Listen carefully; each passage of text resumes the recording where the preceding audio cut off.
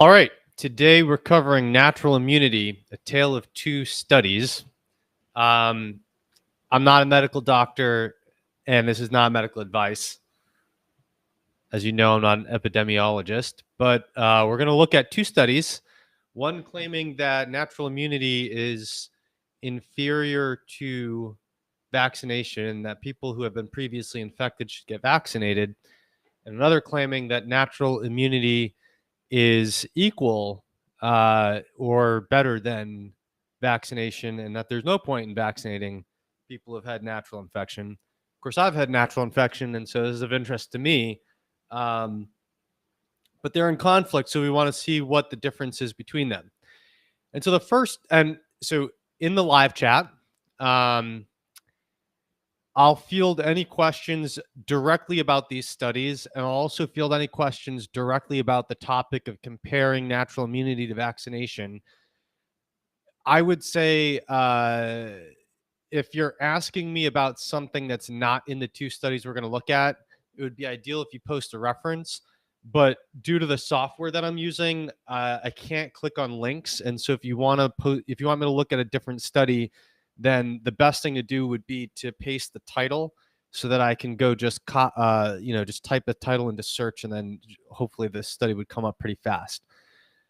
Okay, so I'm going to share my screen, and hopefully Instagram lets me reverse the camera, and so I'll be able to sort of share screen on Instagram. All right. So let's see. Hello, Instagram. Yeah. All right. So we're going to be looking at this paper that came out in the CDC, Reduced Risk of Reinfection with SARS-CoV-2 After COVID-19 Vaccination, Kentucky, May to June 2021. So notably, this is out in the CDC's Morbidity and Mortality Weekly Report. I don't think this is peer-reviewed. I'm not 100% sure. But if it's peer-reviewed, it would seem, I don't know. I'm not sure if they peer-reviewed these MMWR reports. I don't think so. So if someone can correct me in the live chat if I'm wrong. And then the other one is going to be, and this is a preprint, so it's not yet peer-reviewed, although it is destined for peer review. This is data from Israel rather than Kentucky, and its protection of previous SARS-CoV-2 infection is similar to that of the BNT16-2B2 vaccine protection, a 3-month nationwide experience from Israel. And so, if we just look at the conclusions just to start out, the CDC study says, to reduce their likelihood for future infection, all eligible persons should be offered COVID-19 vaccine, even those with previous SARS-CoV-2 infection. And this Israeli paper concludes, our results question the need to vaccinate previously infected individuals. So these are diametrically opposed to each other, and the question is why? Now, if you're on Instagram, I'm not going to be able to scroll around on my computer and stuff while holding my phone. And so if you're on Instagram, you might want to just search the titles of those two things and pull them up. Let me see. I guess I can post. I probably myself can post the link in the Instagram chat to these two things. All right, so I just sent the CDC study into the Instagram chat, and then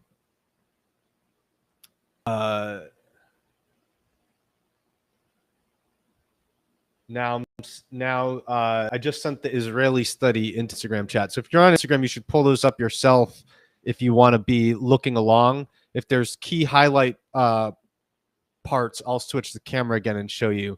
If you're on Twitter, Instagram, Twitter, Facebook, or YouTube, then you should be still sharing my screen with me.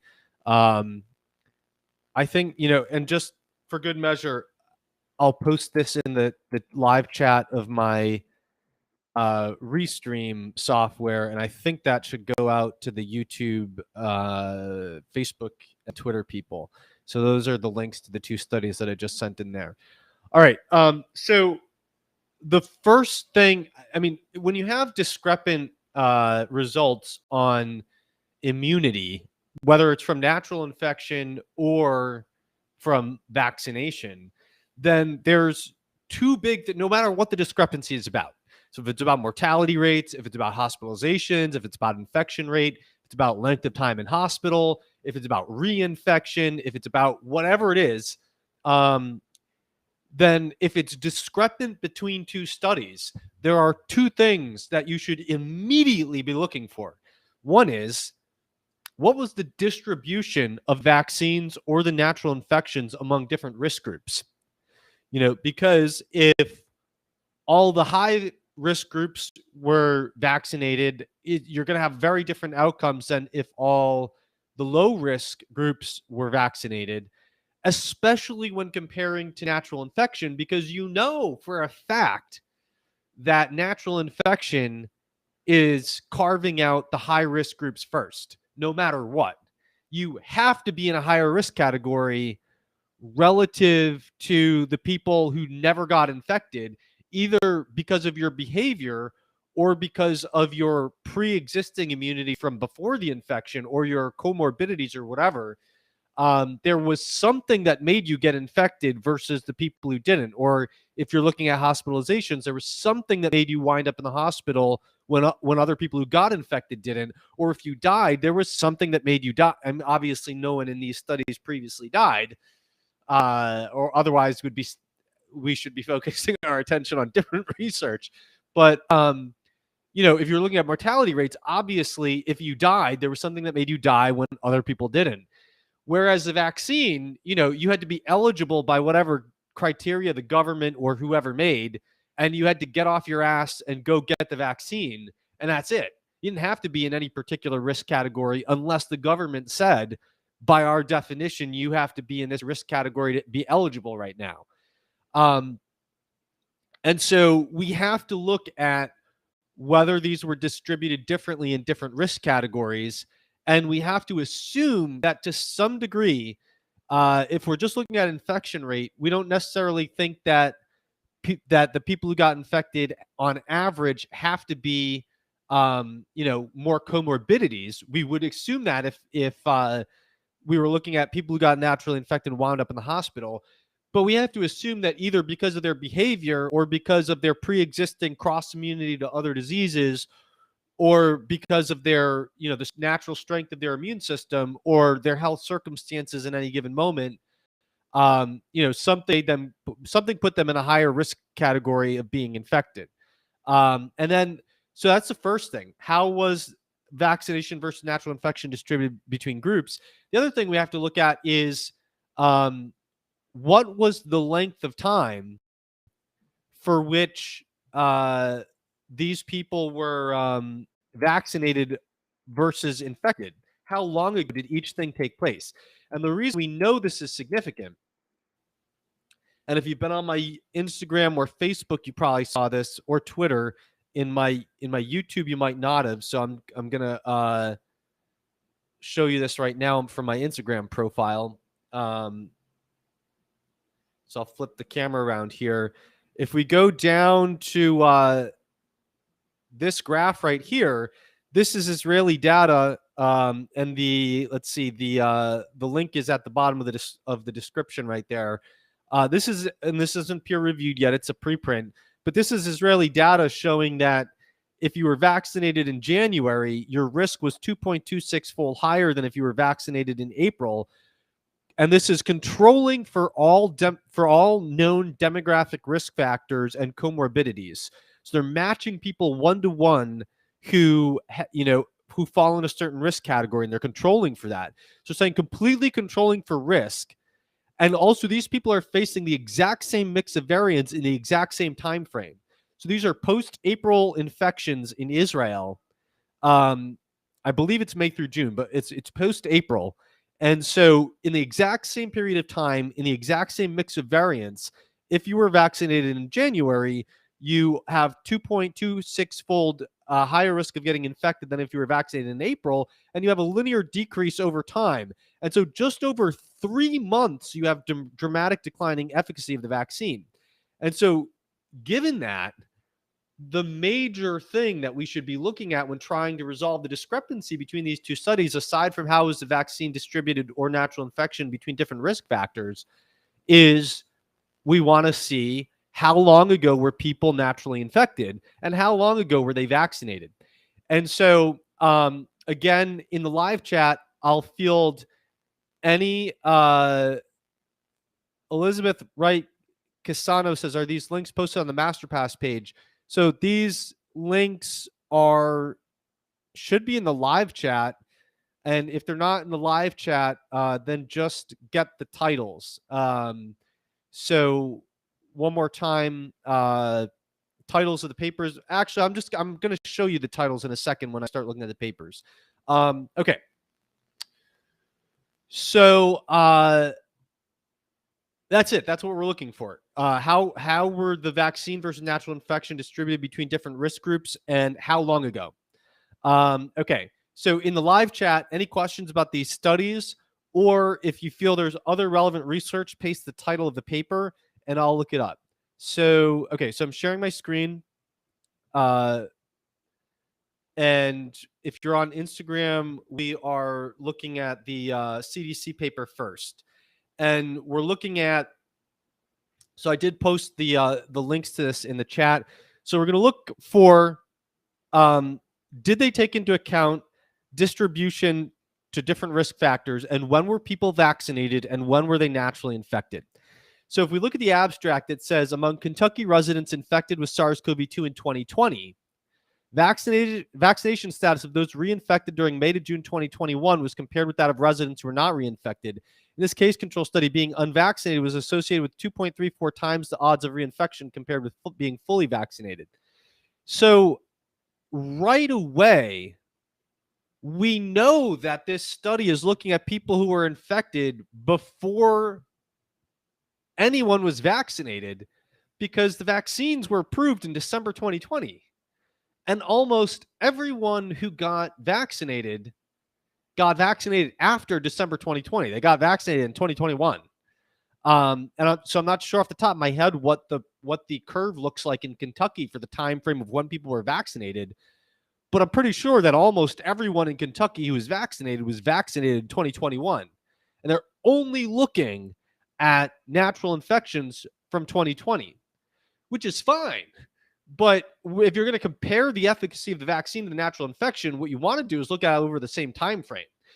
So what you would want to do is what they were doing in Israel. They were asking a different question, but they were saying for people who got infected in, I believe it was May to June, what was the difference in your infection rate?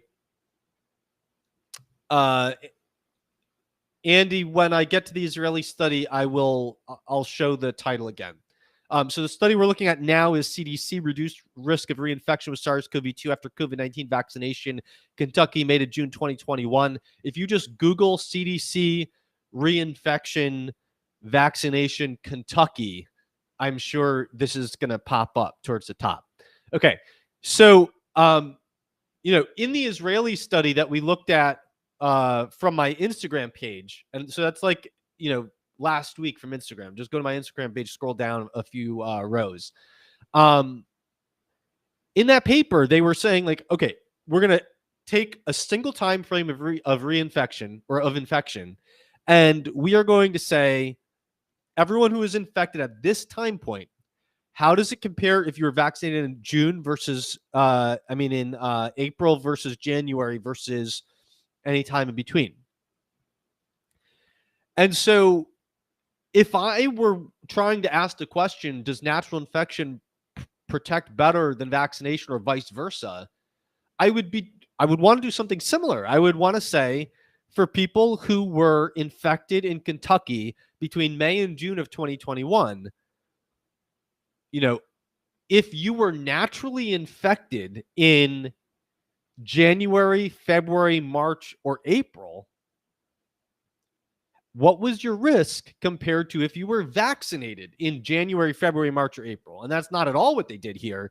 They took infections only from 2020, and they took vaccinations mostly from 2021. So that's first key point. Now, we want to put kind of a flag in here, because when we look at the Israeli study, we want to say, how did it compare? Because they came to the opposite conclusion. So we want to be able to say, were the people who were vaccinated in the Israeli study vaccinated earlier in time?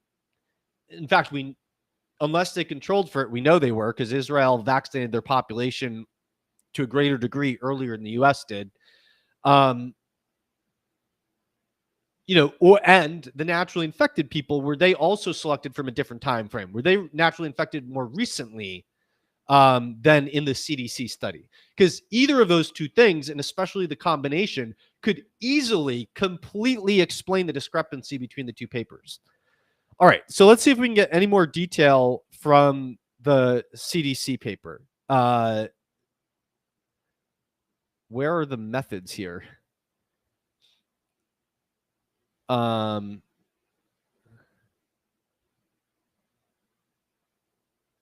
Yeah, I can't imagine these things could get peer reviewed, because they don't even provide a method section unless I'm looking at this thing wrong. So, okay, I guess in the introduction, they are going to explain what they did in a little bit more detail. So Kentucky, let's see. This is short, so let's just start reading through it. So laboratory evidence suggests antibody responses following COVID-19 vaccination provide better neutralization of some circulating variants than does natural infection. A few real-world epidemiological studies exist to support the benefit of vaccination for previously infected persons. This report details the findings of a case control evaluation of the association between vaccination and SARS-CoV-2 reinfection in Kentucky during May to June 2021 among persons previously infected with SARS-CoV-2 in 2020.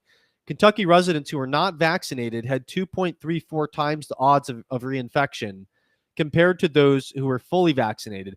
Oh, okay. So it looks like actually everyone was previously infected, and then they were vaccinated or not vaccinated.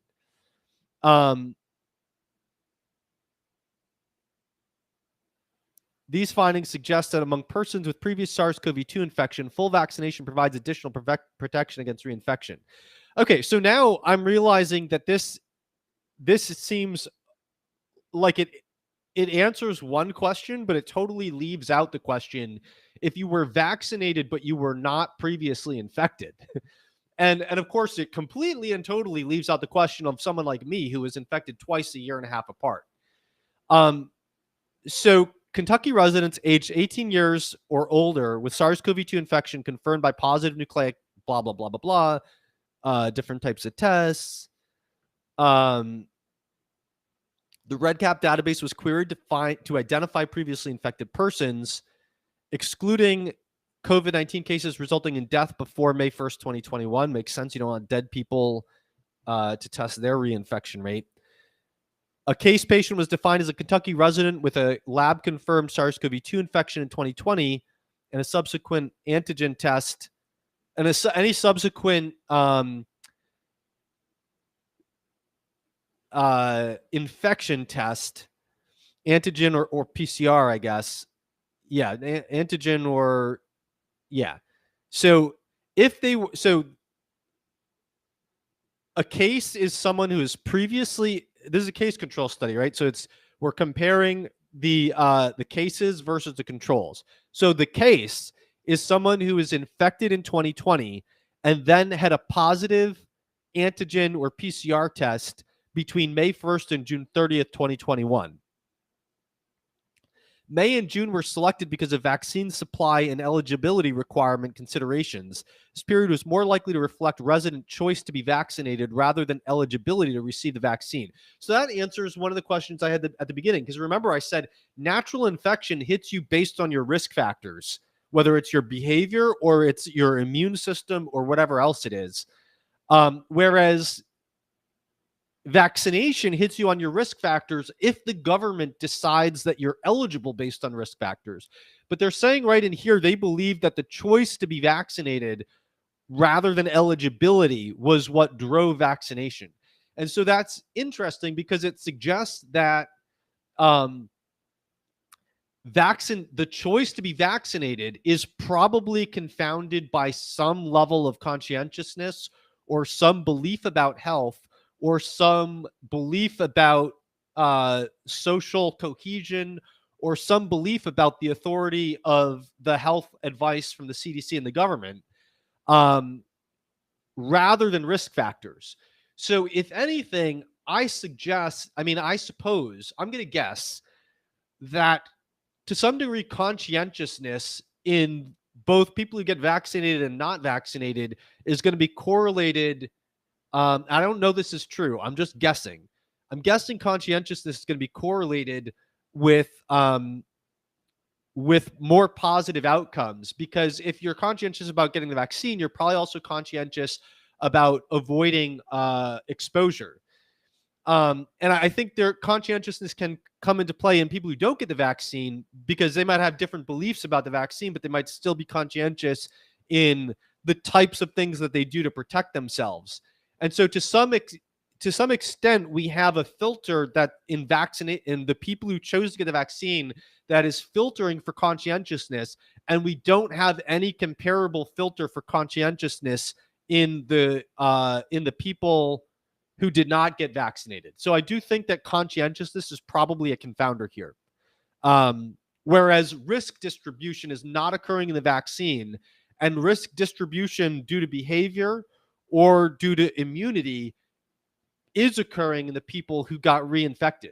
So that's another confounder. We probably have in the vaccination cases, we are not biased towards high risk individuals like we are in the people who do not get vaccinated, but we are biased towards more conscientious people in a way that we're not biased in the naturally infected people. So that's two important confounders. Okay, control participants were Kentucky residents with lab-confirmed SARS-CoV-2 infection in 2020 who were not reinfected through June 30th. So everyone was infected in 2020. Out of that sample, you were a case if you got infected again in May to June 2021. You were a control if you did not. So if you only got infected in 2020, you were a control. If you got infected in 2020 and May to June 2021, you were a case. So they take the case patients and they take the control patients, and they get two controls for every one case. And they match them based on sex, age, and date of initial positive SARS-CoV-2 test. Okay, so that's interesting. Cases and controls, even though we know that the people who were infected were all infected in 2020, they did control for when they got infected, because they matched the people who didn't get infected, again, the controls, to the cases, the people who got infected twice, based on with the week in which they got infected in 2020. So we're not controlling for the fact that all the first infections are in 2020, and that the vaccinations are occurring in 2021. But we are controlling for, did you get infected in March of 2020 versus did you get infected in December of 2020? All right. And so when they compared the cases versus the controls, overall 246 case, blah, blah, blah, male, female, blah, blah, blah. Among case patients, 20.3% were fully vaccinated compared with 34.3% of controls. Kentucky residents with previous infections who were unvaccinated had 2.34 times the odds of reinfection compared to those who were fully vaccinated. Partial vaccination was not significantly associated with reinfection. If you were partially vaccinated, if you were not vaccinated, you had 56% greater odds of getting reinfected versus someone who had partial vaccination, but it was not statistically significant. Okay, so what do we learn from this study? We learned that if you've been infected, now it's interesting. They did compare. They did match cases and controls for when they got infected in 2020, but they didn't break it down. So they didn't show us, in the Israeli study. So let's briefly look at what that Israeli study, not the one that I'm about to look at, but the one that I looked at last week. And I'll share for you guys on Instagram. All right. So in the Israeli study, they broke it down for us, and they said, well, if you were vaccinated in January 2021, you had this risk, February, March, April, and they separated it. And so what we're not learning from this CDC paper is, if you got infected in January and then you got vaccinated, did that protect you more than if you got not January? If you got infected in March or April of 2020, did vaccination protect you more than if you got infected in December 2020? Because I'm guessing it did. Because, for obvious reasons, your immunity fades over time, right? And so the way that I'm thinking about my own reinfection is I got a second infection a year and a half later, despite everything pushing me towards what should have been a more severe case, including losing 0.6 pounds per day going into it, eating 1,000 calories a day, probably having my metabolic rate and my thyroid activity tanked, not having any ability to rest at all in the first week, doing AMAs, consultations, talking all day, helping a friend move, doing manual labor, and then probably that it was the Delta variant. Everything was against me, and yet I had 10x protection. But the fact that I got reinfected again now means that I should have even better immunity than I had the first time. And so the first time lasted me a year and a half and required me to lose any sense of, from total exhaustion of the topic of COVID, I wasn't doing anything to protect myself at all. So if it required me to lose all my conscientiousness about protecting myself from COVID, totally tank my immune system to get infected again, now my immunity should be even better than that, but also it's 6 weeks old, right? And so people who are saying, like, some people thought I should go out and get vaccinated right now. But basic logic would say, if there is a case for me getting vaccinated, you would think I should wait at least 6 months because I should be at my peak immunity right now, because immunity is strong recently and it fades over time. So the CDC paper, although it controls for matching cases and controls across time, it's still looking in the aggregate. And it's saying, if you got vaccinated, you were protected compared to someone 2.3-fold compared to someone who got infected but didn't get vaccinated. But it's not telling us whether that was super useful if you were infected in March of 2020 and totally useless if you were infected in December 2020. So that's an important question that's not being answered here at all. Then another important question that's not being answered is, what about the people who got vaccinated and weren't previously infected?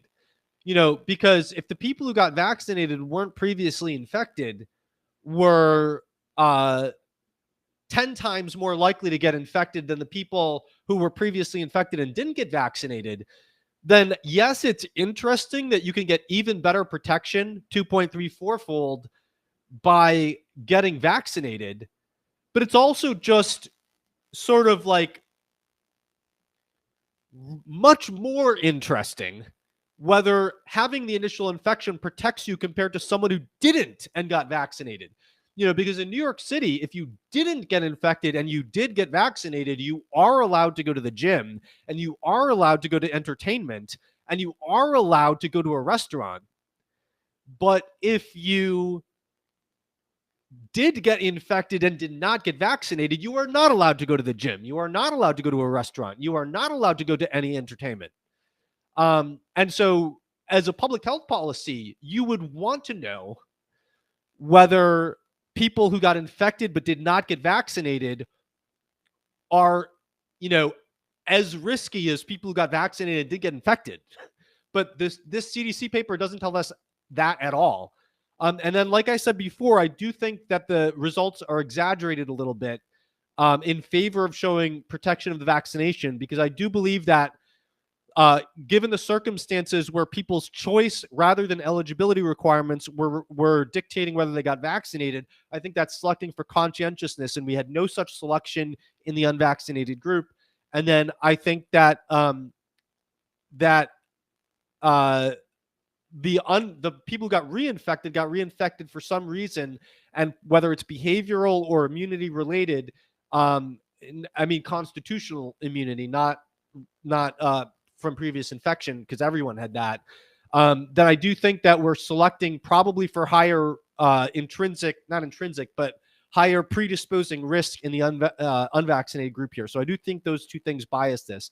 And so just for people who might have missed the title, this was CDC, MMWR, reduced risk of reinfection with SARS-CoV-2 after COVID vaccination, Kentucky made in June 2021. Okay, so I am going to go to the live chat and answer questions. I am going to go to the live chat and answer questions right after I look at the Israeli paper. And I'm going to look at the Israeli paper now. Okay, so the paper that we're looking at is on medRxiv. It's a preprint. It's not peer-reviewed. I don't think the CDC paper is peer-reviewed either. Someone can correct me in the comments if I'm wrong. But this is protection from previous SARS-CoV-2 infection is similar to that of BNT16B2 vaccine protection, a 3-month nationwide experience from Israel. And in the chat, I did post links to these, but you could also search the title. Okay, so remember, this paper is concluding the abstract. Our results question the need to vaccinate previously infected individuals. At a high level, just going over the abstract, what they say is worldwide shortage of vaccination against SARS-CoV-2 infection while the pandemic is still uncontrolled leads many states to the dilemma of whether or not to vaccinate previously infected persons. Understanding the level of protection of previous infection compared to that of vaccination is critical for policymaking. We analyze an updated individual level database of the entire population of Israel to assess, so right away, this is Kentucky versus Israel. So, country versus state, although, United States is big. But anyway, Israel versus Kentucky to assess the protection of efficacy of both prior infection and vaccination, preventing subsequent SARS-CoV-2 infection, hospitalization with COVID-19, severe disease, and death due to COVID-19. Vaccination was highly effective with overall estimated efficacy for documented infection of 92.8%, hospitalization 94.2%, severe illness 94.4%, and death 93.7%. Similarly, the overall estimated level of protection from prior SARS-CoV-2 infection for documented infection is 94.8%, hospitalization 94.1%, and severe illness 96.4%. So to all the trolls who can't read papers in my comments telling me, well, all over the place, previously infected people are winding up in the hospital and dying, try reading some research. Anyway, so remember the two big things we're looking at is there a difference in the distribution of vaccine and natural infection according to different risk factors? And remember that natural infection always distributes itself to higher risk individuals first. Vaccination may or may not, depending on the government policy or any other policies or choices involved in who gets vaccinated. But generally speaking, vaccination does not automatically select for high risk people first. And then we are looking for what was the relative length of time between when people were vaccinated and when the results were looked at versus when people were infected, and when the results were looked at. Okay, so let's see what we can get from the details here. Well, so this figure is interesting. This is the population dynamics of when people were infected and when people were vaccinated. So it looks like the study period of I guess this is, if I'm misinterpreting, I'll let you know in a second, but I'm guessing study period is when people were infected for the results here reported. So when were they reinfected or infected for the first time after vaccination? When were they hospitalized and died in the results here? And then the first dose of vaccination is right here. The second dose of vaccination is right here. And the first wave of infection is over here. So we know that, right away, it seems like we know the answer here is people were vaccinated after they were infected. And so unlike the CDC paper, I believe what this paper is looking at is, were you vaccinated and then infected versus were you infected and then reinfected, right? The CDC paper didn't look at the question of if you were just vaccinated, what was your infection rate? They didn't look at people who had been vaccinated but not previously infected. I believe this paper does, but as you can see, the people who were infected, from, this must be June of 2020. The modal first infection rate had to be like October of 2020. At least that was the peak of the second wave, of the first wave. And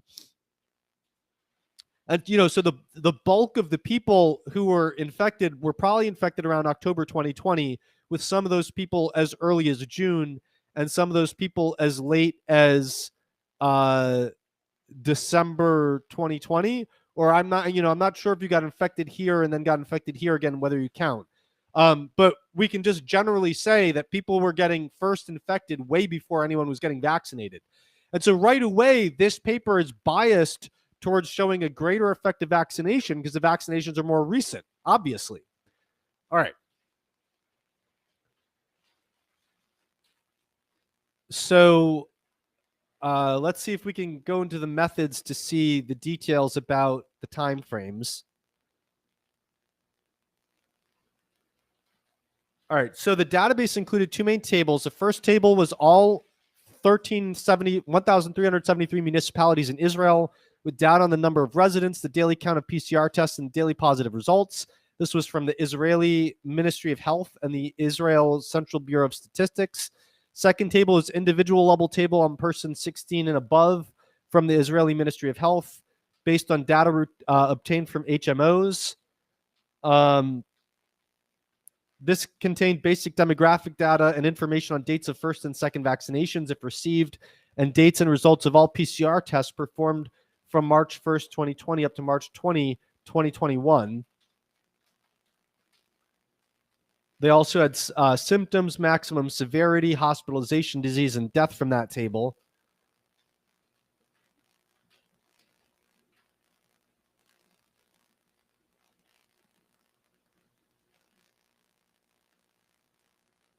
To account for environmental risk, we calculate a municipality daily risk index. Okay, so they're looking at where did you live and how risky was it to live there.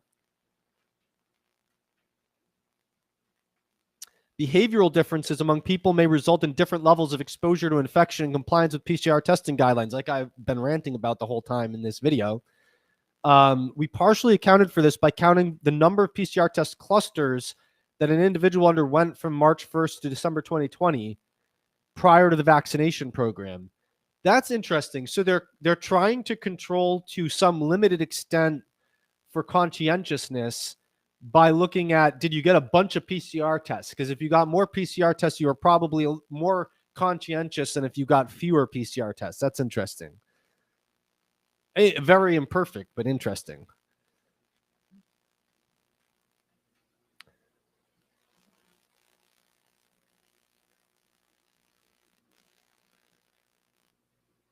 Okay, so they do clarify that the time interval for defining previous infection lasted up to December 2020. And so that clarifies that all vaccinations took place after all previous infections. So these two periods don't even overlap. That figure was showed infection rate continuously over that time frame, and then they cut off the study period at December. So previous infection is only before December 2020. All vaccination is December 2020 and onward. And so that's very interesting. It just reaffirms that the study is very biased towards showing a better effective vaccination because it's more recent. In addition to estimating vaccine efficacy, we estimate the protection of prior SARS-CoV-2 infection against recurrent infection. Thus, we also included in the dataset individuals who had recovered from COVID-19. Recovery from SARS-CoV-2 infection is not well defined, and individuals may continue to show traces of the virus weeks and sometimes even months after the infection. We defined as a recurrent infection only cases occurring 3 months or more after the first diagnosis. Okay, so they're trying to exclude people who just happen to still be infected because of a chronic infection later.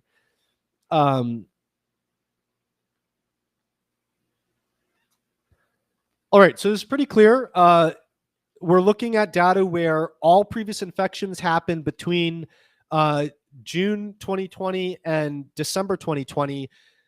The bulk of those, the modal occurrence of the first infection was October 2020 because that was the peak of the original infection.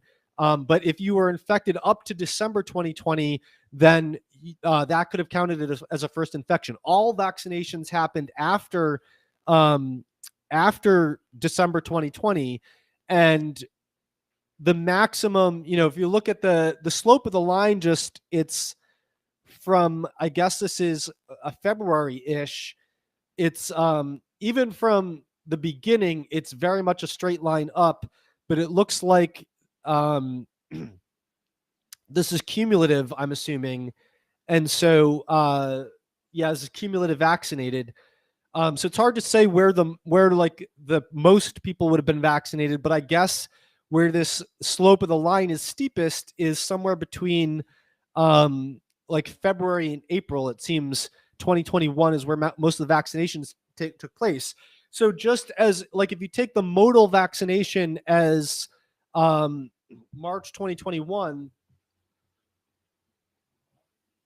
like maybe early March, late February 2021, and the modal first infection is October 2020, then you're looking at November, December, January, February, April, January, February, March, April. So you're looking at about 5 or 6 months. And remember, the vaccination wears off dramatically after 2 or 3 months. And the study period is, I guess it's getting cut off at the end of March, it looks like, from that figure. So the bulk of people who were vaccinated were just vaccinated, like in the last month, it seems like, from this. Okay, so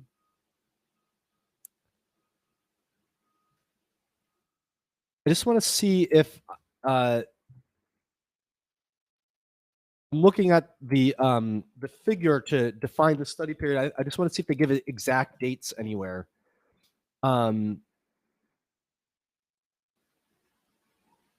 Oh, I guess so. Hospitalized, severe, and death are the counts during the period December 2020 to March 2021. So the cutoff for when you were infected, hospitalized, or died is March 20th, 2021.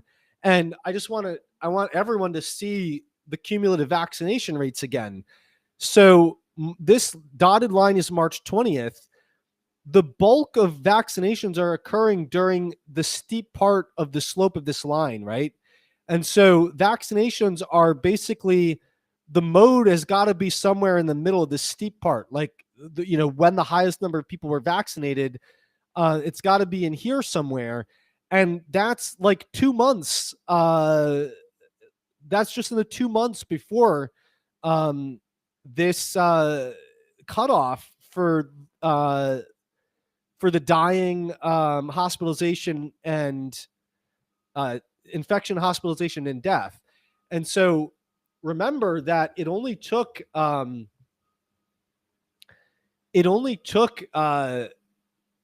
months for you to go for like 2.26 fold greater risk of infection if you were vaccinated in January versus April. It only took 3 months. So they're looking at when the vaccines would be most effective, and they're looking at natural infection, the bulk of it being 6 months behind the vaccinations, and some of it going back as far as June 2020. So not quite a year, but March, April, May, 9 months before a lot of the vaccinations occurred. Okay. So let's look at their results.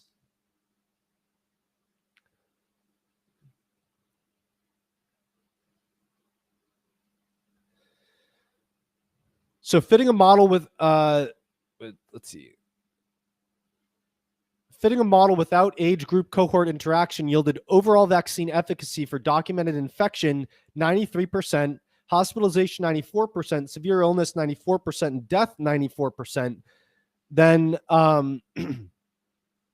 they get similar results if they define full vaccination as defined 15 days or more after the second dose. then for the reinfections, they get almost identical figures. So 95% versus 93%, slightly better, but not statistically significantly different for protection against reinfection. Protection against hospitalization from reinfection is 94%, 94.1 versus 94.2 for reinfection versus vaccination. And then severe illness is 96.4% for reinfection, and it's 94.4%, so slightly better for reinfection, but not really any different. And then for death, we have, oh, look at this. So,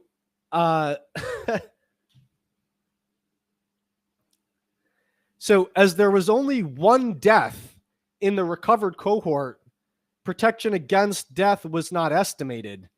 But they could estimate it for the vaccinated people. So vaccination had 93.7% protection against death. They couldn't estimate that because only one person who got reinfected died. So who was the jackass who was telling me all over the place there's people reinfected who their second time wound up in the ICU and died? There was one person in Israel. Sorry, show me some data. Holy shit. Okay, sorry for swearing. All right. All right, so I'm going to go to the live chat in a second, but the basic conclusions then are the Israeli data is severely biased towards, they have such a high vaccination rate that I doubt conscientiousness is as much of a driver there. I believe they did vaccinate their higher risk people earlier, and so that's biases somewhat towards higher infections, hospitalizations, and deaths in the vaccinated groups. But they're vaccinating very recently, and so they're looking at vaccinations in the last couple of months, and they're looking at previous infections that were 6 to 9 months old. And we know the vaccine efficacy starts dropping off over a 2 to 3 month period. And so overall, the distance from the vaccination versus the distance from the infection strongly bias these towards showing better efficacy of the vaccination, yet it doesn't. It shows the exact same efficacy, except against death. They couldn't calculate the efficacy against death for reinfection because only one person who got a second infection actually died. And so if we compare that to the CDC study, the CDC study is not asking the same question. It's not asking what's the difference between getting vaccinated versus getting infected. Everyone in the CDC study got infected. So they're just saying getting vaccinated provides you with extra protection, but they're not telling us whether that's time dependent. And so they're not telling us like if most of that extra protection comes for people who got infected back in March of 2020. And they're also not telling us if you got previously infected, are you at any different risk than someone who got vaccinated and not infected? So out of the two studies, the only study to try answering that question is the Israeli study. And the Israeli study suggests that natural infections is significantly more powerful than vaccination because the natural infections were 6 to 9 months earlier, and yet showed equal protection, except death. They couldn't calculate it because only one person in all of Israel who got an infection last year got another infection and died as a result of it this year. So I would say overall, if you compare these two studies, if you synthesize them, what they say is that if you've been naturally infected once, you have at least as good and probably significantly better protection than someone who got a vaccination a similar amount of time ago. If you got infected 6 to 9 months earlier than someone else who got vaccinated, then you probably have equal protection to them. And if you do get sick, you might get hospitalized, but you almost definitely won't die. Not definitely. There was one person. But from a public health perspective, people who've been reinfected once are at least as safe as people who have been vaccinated, period. So unless there's some other study that someone wants me to look at, I don't see what could alter that conclusion. Okay, I'm going to take a look at the live chat. So Sonny Bravado says, great discussion on Facebook. Thank you. Pedro Goncalves says, what's your take on the FDA approval that was announced today? I missed that. But what the FDA approval is going to do is it's going to make sure that the Department of Justice's memo to the White House saying that the EUA amendment, 2004 amendment to the Food, Drug, and Cosmetic Act that says you cannot give someone an EUA drug or vaccine without informing them that it's their right not to take it. The Department of Justice issued a memo to the White House saying that this does not prevent mandates because the act does not say you need to give someone the right to not take the EUA vaccine. It says that you need to give them the information that it is their right not to take the vaccine. And therefore, you can take away their right not to take the vaccine as long as you still inform them by providing them the information that they don't have to take the vaccine.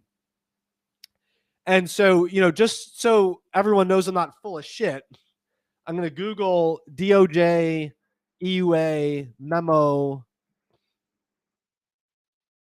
And here it is at justice.gov. So this is, if you just Google DOJ EUA memo, whether Section 564 of the Food, Drug, and Cosmetic Act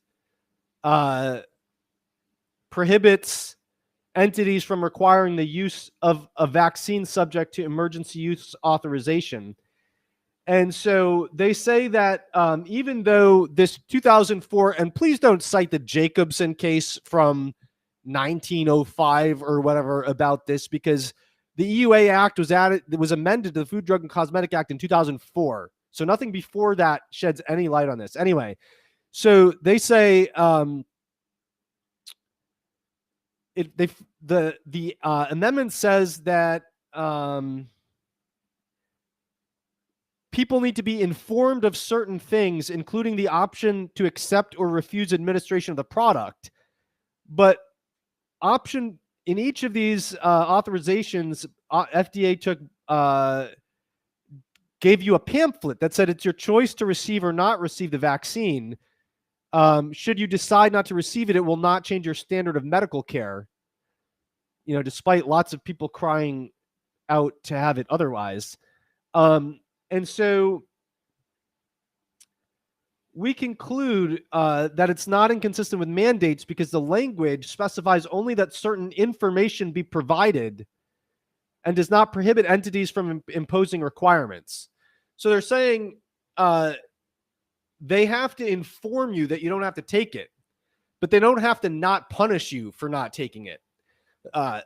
And so I think what the FDA approval does is it makes sure that they never have to walk into a court of law and make that argument, because that was a memo from the DOJ to the White House giving them their opinion, and the White House wanted that opinion. And so the White House got the opinion that it wanted, but that doesn't mean that a judge in federal court would have upheld the argument that if the act requires you to inform people that it's their right not to take it, as long as you give the information that it's their right not to take it, but not the right to not take it, that you're complying with the act. I think they would have faced possible disagreement by a federal judge on that, but now they don't have to worry about it.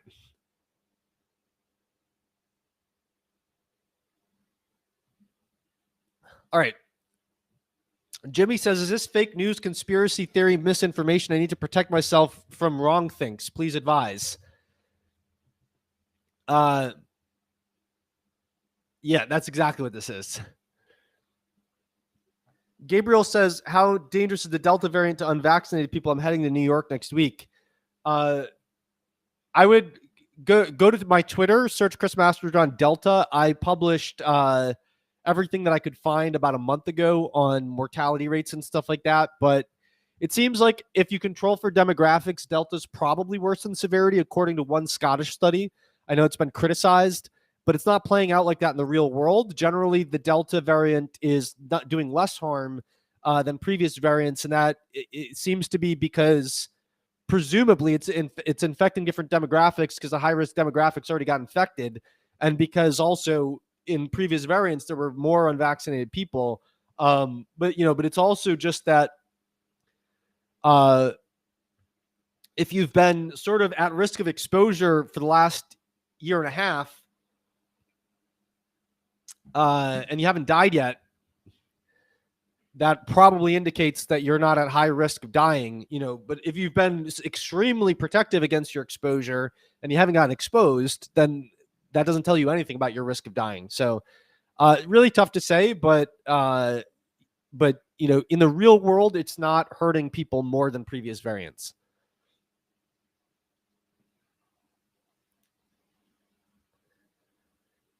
So Ferdinand says, for the new vaccine mandates, green certs in the U.S., for how long does your infection count as being immune and permitted to go to events? In New York City, it doesn't count for anything. There's no medical exemptions, and there's 0 exemptions for previous infection. I don't know what it is elsewhere.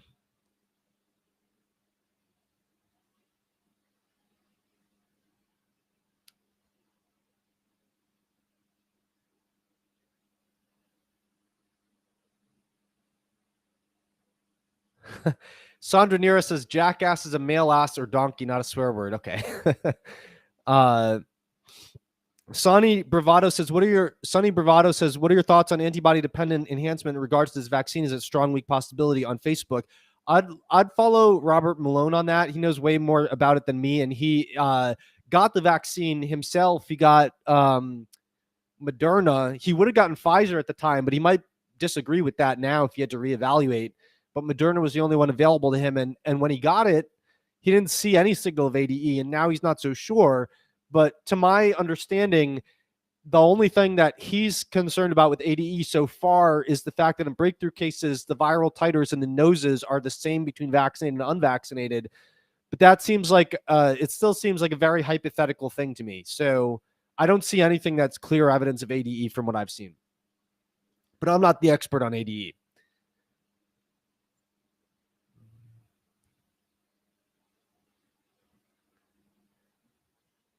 All right, I'm going to go to Instagram for questions now. So on Instagram, I have to sort through all the people who joined to find the questions.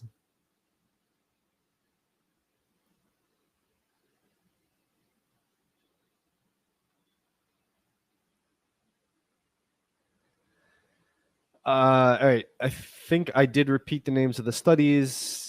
Home Sweet Holistic, can you elaborate on why there would be a difference? A difference in what? Sorry, I wasn't seeing the comments as they came out. So if that was a direct reference to what I was saying at that second, I don't know what you're talking about.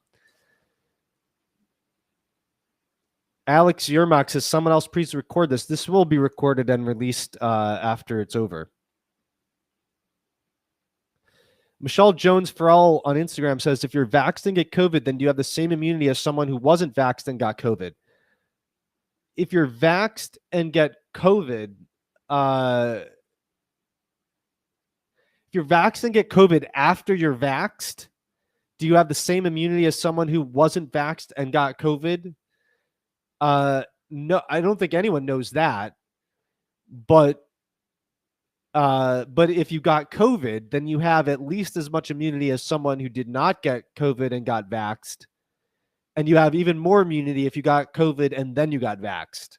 But I haven't seen any study that looked at people who got vaxxed and then got COVID and then looked at their immunity. I think that would be impossible because there wouldn't be enough time, after the documented breakthrough cases to see those reinfections. Chibi22 says, why would CDC tell us that natural immunity may be equal or better than vaccination if their goal is to get people vaccinated? They didn't. They told you the opposite. They told you that if you got a natural infection, your odds of getting infected are doubled if you don't get vaccinated versus if you do. That's what they said. Shauna Hussein RDN says, what can we do about fighting weekly testing at colleges? We submitted an exemption form for our daughter, and of course it was denied. I have no idea. I mean, in New York, I can't do anything, and a negative COVID test won't allow me to do anything. And so I would say you're lucky that you only have to comply with weekly testing. Although I hope you don't have to pay for it. That's seriously effed up if you have to pay for it. Make a lot of noise, make a lot of lawsuits. Talk to Jen and Eunice, Lefty Lockdowns on Twitter. Lefty Lockdown Skeptic. I don't know. Jen and Eunice is a lawyer who's helping people with this. Oh, by the way, natural infection went on trial almost because there was a professor from George Mason University who, let me see if I can pull this up real fast. I'm going to Google GMU lawsuit natural infection. Misspelled all of that. And the dude wrote a Wall Street Journal column. But that's not what I'm looking for. I'm looking for the organization. So maybe if I put in Jen and Eunice's name. Oh, yeah, here it is. Okay, so my sharing screen on I'm not sharing screen, so okay. So here it is. And National Civil Liberties Alliance is a group of lawyers that are fighting against vaccine mandates and other what they consider overreaches and COVID lockdowns. And so I'm not sure, this probably isn't the follow-up article, but this is the group, and somewhere on their site, I'm sure they have the follow-up article. But and then also on Twitter, Jen and Eunice is, let me pull that up real quick.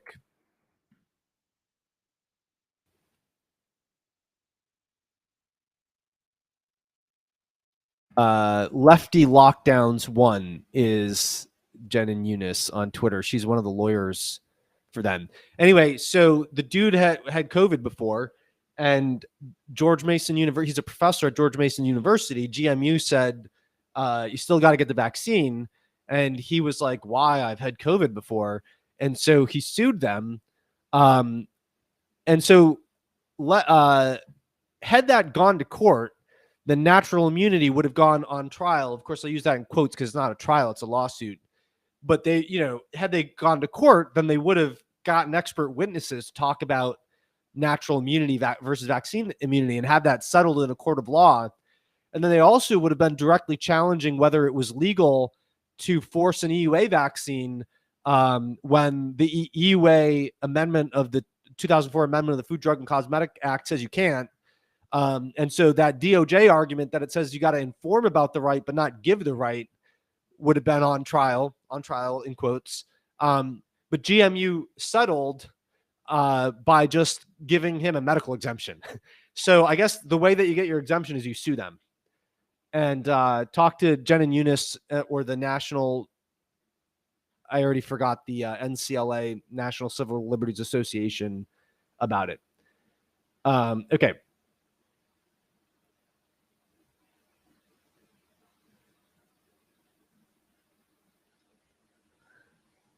Joshua Brown Wellness says Mike Mutzel has been getting his antibodies tested a couple times from getting it. I'm still waiting on my antibody results from the most recent time.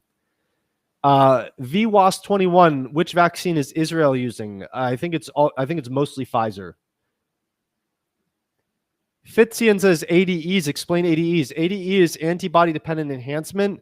It's where antibodies can, instead of protecting you, can make you get a worse infection. And there's multiple different types of mechanisms that can happen through. But the most common and well understood one is that certain immune cells have receptors for the back end of an antibody, which is shared across all antibodies. And then they might not have like the ACE2 receptor, but they might be able to pull that. They might be able to pull the virus in using the back end of the antibody, and then it infects the immune cell and gives the immune cell the opportunity to actually promote viral expansion instead. That's not the only mechanism. That's just the one that's talked about most. There's lots of other mechanisms. It could even be that an antibody just happens to bind to a protein. in a way that helps it actually better interact with ACE2, or otherwise elicit greater inflammation. Maybe it biases the immune response in a certain way. And the most well understood example of that is the Dengvaxia vaccine, where 700,000 Filipino kids were vaccinated.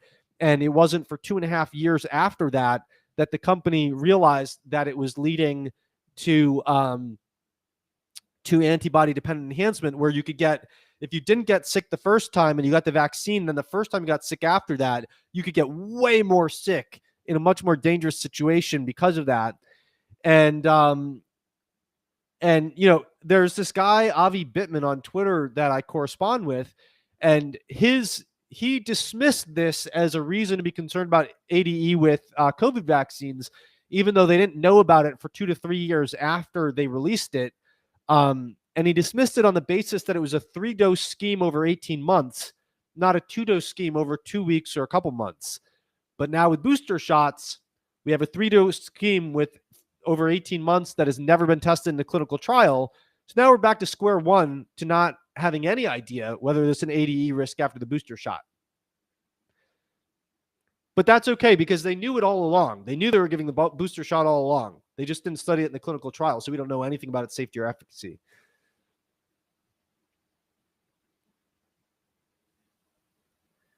Schoolin Bergen says, opinion on high-dose melatonin and flush niacin. See the last live video I did at the end of last week, where the niacin protocol was discussed at the end of it.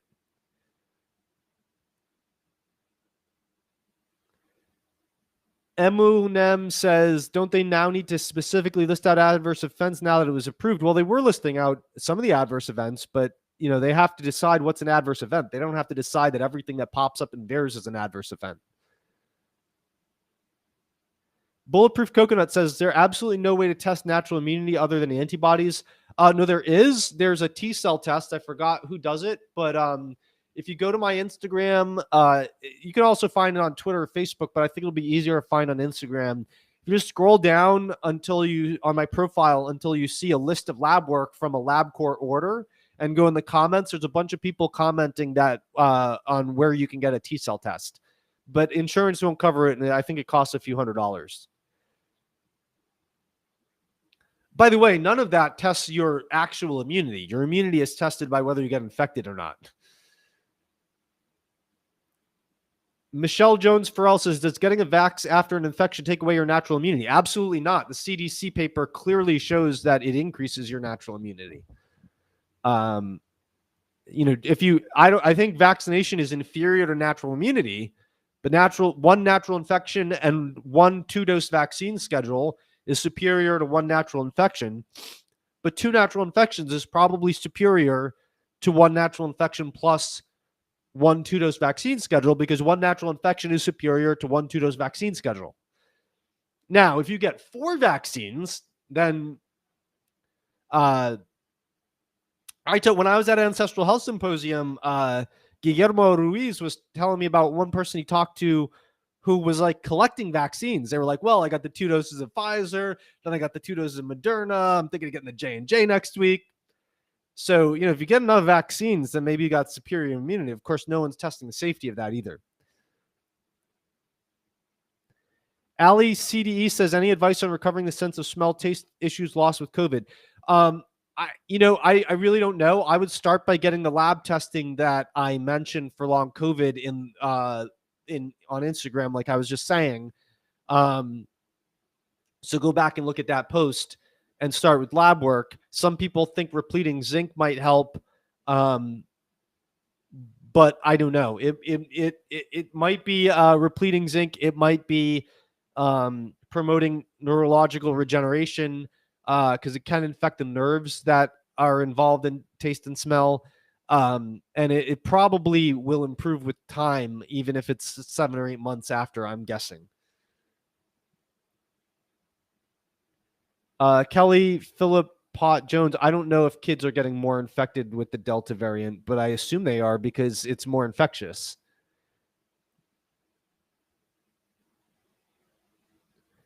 Fitzian says, how to deal with micro blood clots after MMA jabs. Selenium? Well, I mean, I would think any anti-clotting thing would help with that. So I don't know that much about resolving micro blood clots, but just what would you do for clotting in general? Do that.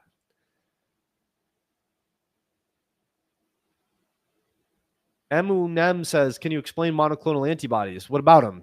Monoclonal antibodies are antibodies to one specific thing. They take them out of people. Well, the monoclonal ones, I don't know. They infuse people with the antibodies, and it helps with COVID.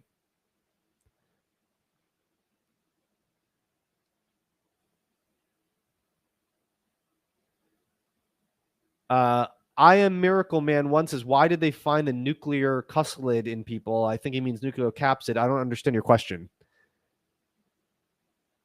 Justin Podier says, is this info written down anywhere? Not my live video, but the papers you can read.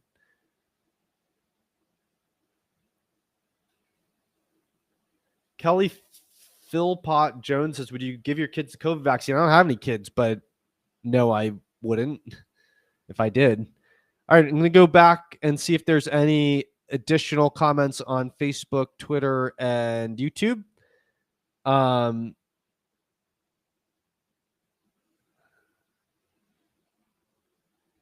Marianne Wallen says, has there been any research done on people that have severe reactions from the first dose, and what is the outcomes if they get the second dose?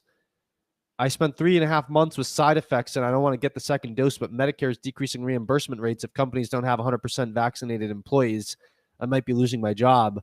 I don't know. I have no idea if they've done research on that, and I'm sorry to hear about your job situation. But you should sue them.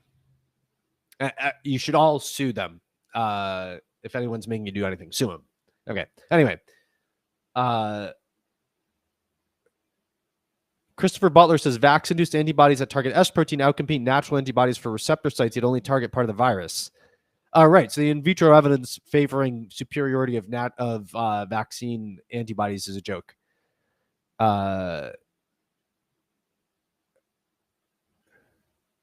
Elizabeth Wright Casano says, did he withdraw the suit? I'm pretty sure he withdrew the suit because they gave him medical exemption, and he was suing over not having exemption. So I'm pretty sure he withdrew the suit. I don't know what the point of the suit was. He was suing to be able to keep his job without getting the vaccine. Sandra Nera says, why is it taking so long to get your antibodies result? Probably because I put them in the same order with anti-carbamylated protein. So it's probably that one that's taking forever.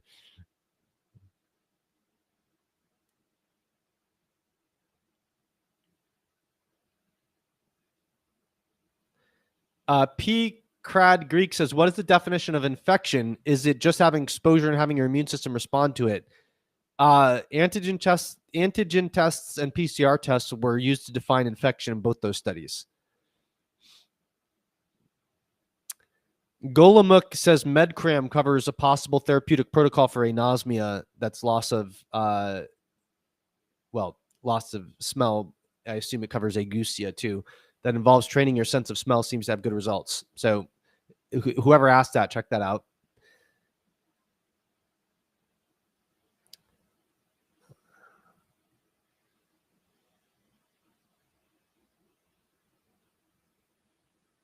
Becky Rosenberg says, would you take the vaccine if you had not had COVID? And if you got a vaccine, which one would you get? Probably not. But I would think about it more carefully than I have. But if I got it, it wouldn't be for another year or so. And that's just because I'm very biased towards not taking any type of pharmaceutical that I don't feel like I need. And it's a bias, but I'm entitled to my biases. And I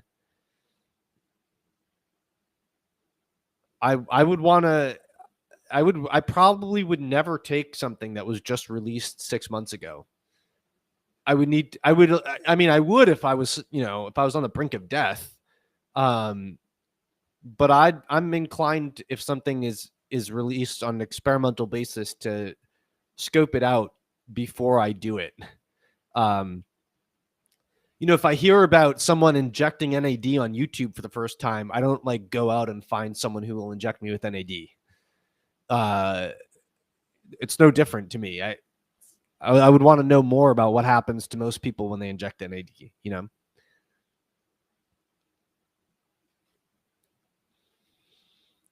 Michelle Lynn says, lung issues after COVID. I saw someone say this is due to MI or blood clots in the lungs and aspirin could help. Well, yeah, I mean, if you have residual inflammation, you can't get it to go away. I would absolutely try aspirin with fish oil and arachidonic acid supplements or egg yolks, lots of egg yolks, as a very generic way to jumpstart the resolution of inflammation. But I will say I had a residual cough for a few weeks after my most recent thing of COVID, and it absolutely totally disappeared by practicing the breathing techniques in James Nestor's book Breathe, which is primarily breathing exclusively through the nose, even when it's uncomfortable, and taking very slow inhalations and exhalations always through the nose, making sure exhalations are quite full, and to a much lesser extent, spending a small portion of the day pausing at the end of an inhalation and at the end of an exhalation. But my cough basically totally disappeared on the airplane by the time I was 40 or 50% into the Kindle version of his book while I was reading it on the plane. Just completely disappeared just from slowly inhaling and exhaling through the nose with no mouth breathing. So I think breathing techniques, should absolutely be 100% at the very top of the list for anyone who has post-COVID lung issues.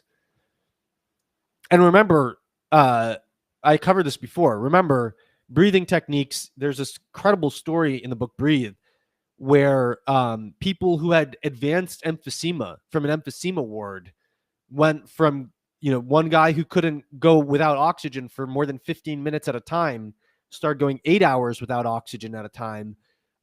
Many of the people who couldn't walk at all started walking upstairs, and one dude decided, I don't need to be here anymore, and he captained a boat to Florida from New Jersey.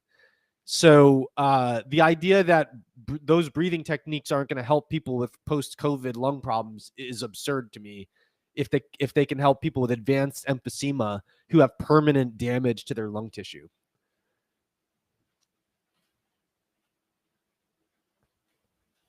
Golemuk says, if he's answering questions, my question would be, why on earth are they restricting boosters to the severely immunocompromised? Probably because they don't know jack about whether the boosters are safe and effective.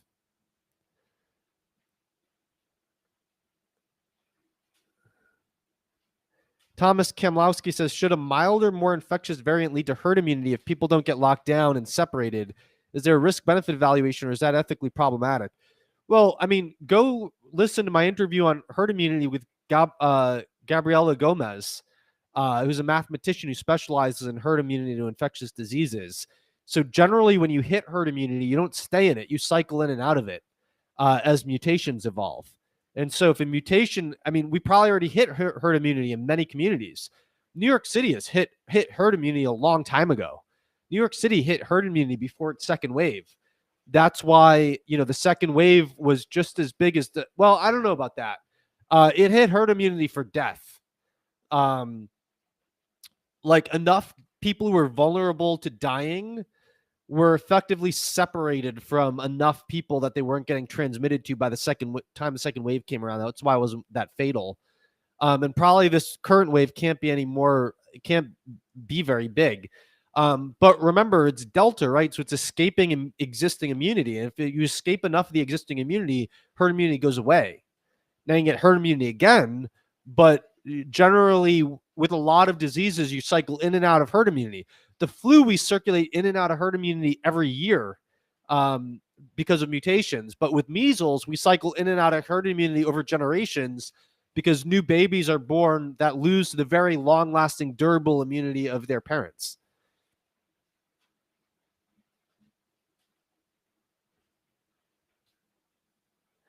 Golemuk says, by that I mean restricting booster to only the severely immunocompromised, and even then I'm not sure the science is really supporting that either. There is no science on boosters.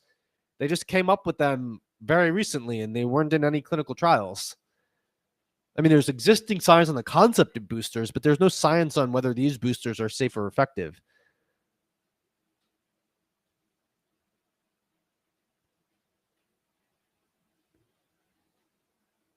Wellness Path for me says, I thought arachidonic acid is pro-inflammatory. Arachidonic acid is used to produce PGE2, prostaglandin E2, which initiates inflammation and also initiates the resolution of inflammation. So arachidonic acid is pro-inflammatory, it's anti-inflammatory, and it's pro-resolution of inflammation. And you can't reduce it to one of those or the other. Golemuk says he's getting decent results with inspiratory muscle strength training. That's great. Michelle Lynn says, thank you. I've followed your work since 2012. I appreciate it. Thank you. Golemuk says, yeah, the main thing they seem to be boosting is Pfizer and Moderna profits. If we're going to be blunt, low-income countries can't afford the shots, so they're creating a new market for those who can. Well, yeah, but also the data shows declining efficacy of Pfizer. So it is justified by the declining efficacy. It's just that they don't know whether they're safe and effective. So they're starting out getting their feet wet by giving to the people that need them most. Christiansen Tro says, when you get a PCR, do you ask them for the cycle threshold number so you have a relative gauge of the viral loading? No, and I'm not sure that would be useful, but you could probably find out on the website of the company doing the test what their CT is, I would guess.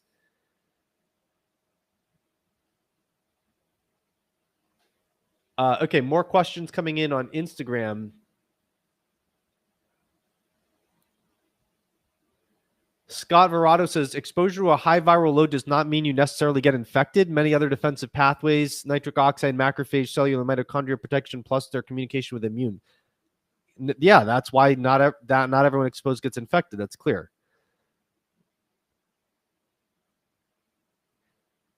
Evie Agu says, journalist Cheryl Atkinson did a story in CDC's report that vaccine after natural infection provides additional benefit. Rep. Tom Massey recorded conversations with CDC admitting that was wrong. Well, I just showed you that study. I think that it does show that. Just doesn't tell you that, I went over the limitations of it, but I think they did show that if you were infected sometime last year, on average, statistically, you'll probably have an even lower risk of getting reinfected if you get vaccinated this year. Bulletproof Coconut says, can vaccinated shed spike proteins and infect others? Well, no one knows the answer to that because no one's measured it. And the people telling you they know the answer are full of what. But it's plausible that you could shed some spike protein because we know the spike protein circulates freely in serum. And so if it does get into respiratory droplets and you sneeze, then of course you're going to shed spike protein. But what do you mean by infect, right? Because you can't get an infection from a vaccination because there's no virus in the vaccine. So the spike protein might create an inflammatory response, but it can't infect someone because it's not a virus. It's a protein. B. Musco says, is ivermectin a safe alternative to the vaccine, or are you getting it from a doctor? If you are getting it from a doctor. Well, there's much more data on the vaccine from larger studies. And there are no studies that directly compare them. I would say that if the most promising studies are the ones that have the realistic risk estimates, then ivermectin isn't accomplishing the quantitatively equal effect of having been very recently vaccinated, but it probably is achieving the preventative effect of having been vaccinated 6 months ago. And it does seem like a way to achieve prevention and reduced severity if you get infected. But it's also not mutually exclusive with the vaccine. I mean, you can get the vaccine and take ivermectin. So it's not. And by the way, I did a whole video on ivermectin. So just search YouTube for Master John ivermectin. Uwal Ways live again says Pfizer's working on an antiviral right now. It has the same mechanism of action as ivermectin. Just saying. Well, yeah, now they can release it because if the FDA didn't give approval and it was still EUA, they wouldn't have been able to release it. So that's another reason for approval. Scott Verado, I can't copy links here.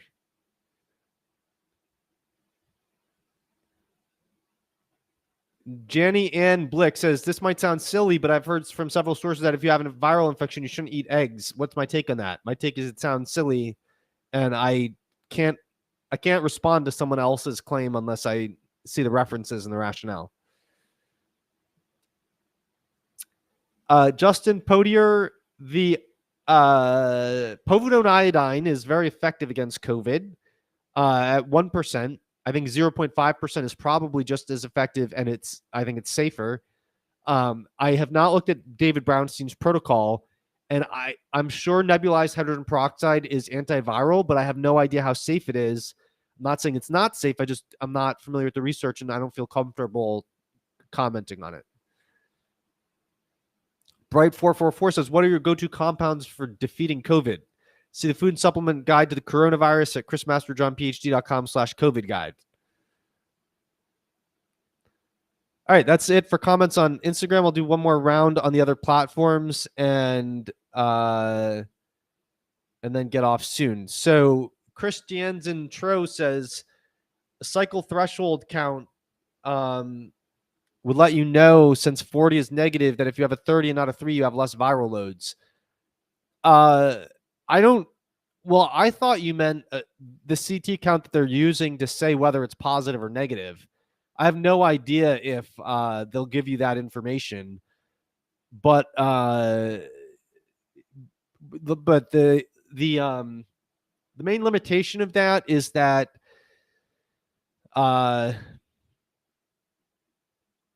you have to consider it within the laboratory, right? So one laboratory CT threshold isn't going to mean the same as a different laboratory CT threshold. But I don't know what would be the point of knowing that anyway. I mean, it would be interesting, I guess. But Golemuk says, I'd also like to thank Chris. He supplied a lot of extremely useful insights and information on YouTube. You're welcome. Christiansen, he just said that. Jennifer McKinney, I don't have Telegram yet anyway. Sandra Nira says, another excellent discussion, Chris. Thank you. Rebound Sound says, as people get older, they also have higher BMI. Are you aware of research showing correlation between COVID risk and BMI when controlling for age? Yes, I am. Let me see if I can pull it up real quick. I'm not sure. So I know that I was looking at the paper before. Let me see if Googling pulls it up.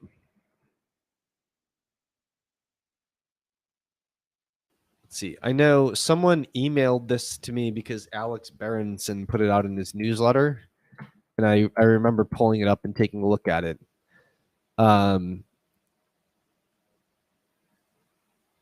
So I'm gonna see if I can fish it out from my email real quick.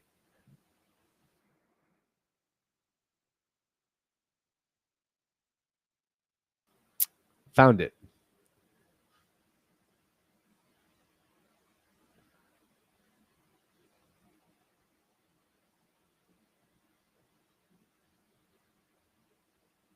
Oh, where's the link?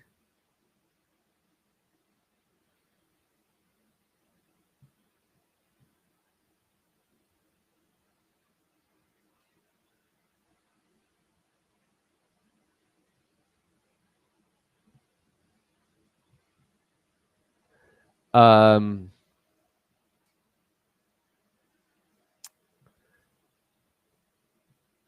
me see. So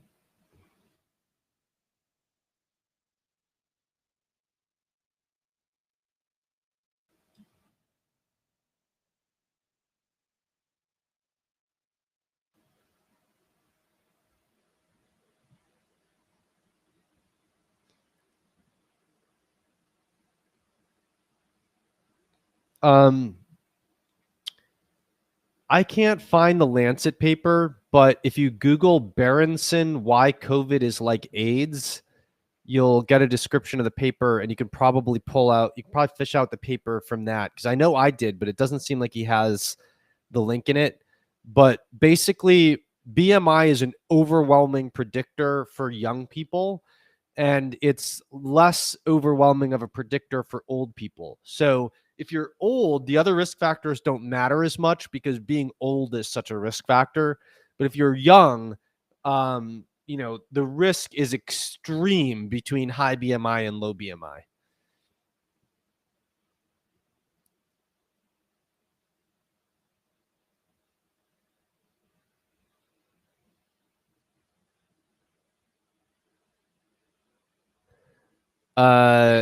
Goat Zim Reagan, lard is not that high in arachidonic acid. Liver and egg yolks are where you get arachidonic acid from.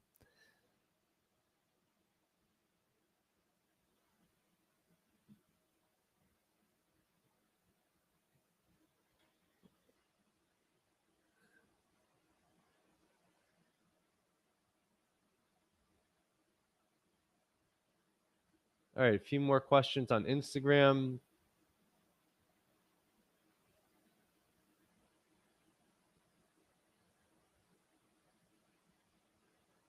Alex Field 65 says, my cousin passed away from COVID last October. She was 38. I'm 39. I have asthma. Would you recommend I get a vaccine? I do not recommend anyone get or not get a vaccine. I will not give that recommendation out.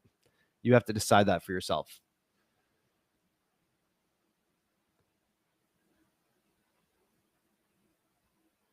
Kelly Philpott Jones says, what populations would you encourage to take the vaccine? I will not recommend anyone get the vaccine or not get the vaccine.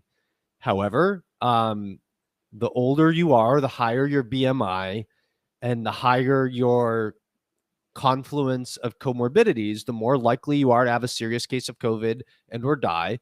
So you should estimate, I mean, if you just take the general population, even if you take the VAERS deaths at face value, and you just look at deaths from case fatality ratio versus VAERS deaths, if you have any risk of dying of COVID, it's probably a lot higher than your risk of dying from the vaccine. I don't recommend using that as risk reward because we actually know very well what the risk predictors are for dying of COVID, and we don't know jack about what they are for the vaccine. And so I would say the primary thing you should be looking at is, what is my risk of dying of COVID? And, do I consider it meaningful and concerning over the 6-month time horizon that I will die of COVID? And if you are concerned that you might die of COVID over a 6-month time horizon, you should think about getting the vaccine, because over a 6-month period, it's a lot more likely to save you from dying of COVID than it is to kill you. If it's exceedingly unlikely that you'll die of COVID over the next 6 months, I don't see what the advantage of the vaccine is. I think social duty to stop spreading is a stupid reason to get the vaccine, especially given declining efficacy and poor interruption of transmission. So it should be, am I more scared of dying of COVID than I am of getting the vaccine? That should be what your decision is based on.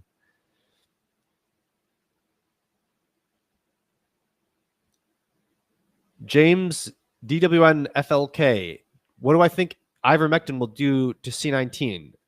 Look at my ivermectin video. I looked at the meta-analysis. I mean, basically, the evidence is promising. We need bigger trials, but it looks promising. Bulletproof coconut, yes, insulin resistance is a big risk factor.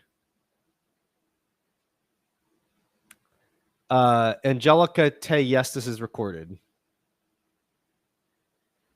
Feed your mental. How do you know if you're exceedingly unlikely to die from COVID or suffer from long-term issues? Well, there's not good data on long-term issues. So I would just give it a general 1% chance that if you get COVID, you'll have long-term issues and leave it at that. In terms of what predicts death, I mean, just go to the CDC site and look at, just Google like CDC COVID comorbidities or something like that. Having asthma, having existing respiratory distress, being immunocompromised, being overweight, especially obese, having diabetes, etc. The more those pile up, the higher your risk is. Yep. All right. So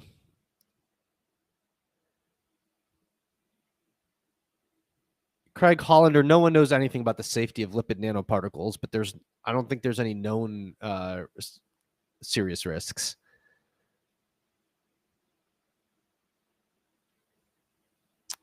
Gabriel, I have no thoughts of Novavax. Haven't looked into it. Don't think it's being released here, from what I heard. I don't know if they changed that. But I mean, you know, if you're seeing a current phase 3 trial on something and it looks better than Pfizer, just remember that Pfizer looked a lot better than it does now when the phase 3 trials were done. So if it's been out a while, you know something about it. If the phase 3 trial just finished, you don't know jack about it except what's in the phase 3 trial. But we already know from Pfizer that you don't want to put too much stock in what came from the phase 3 trial. All right. I gotta go. Thanks for popping in and asking questions, everyone. Talk to you later.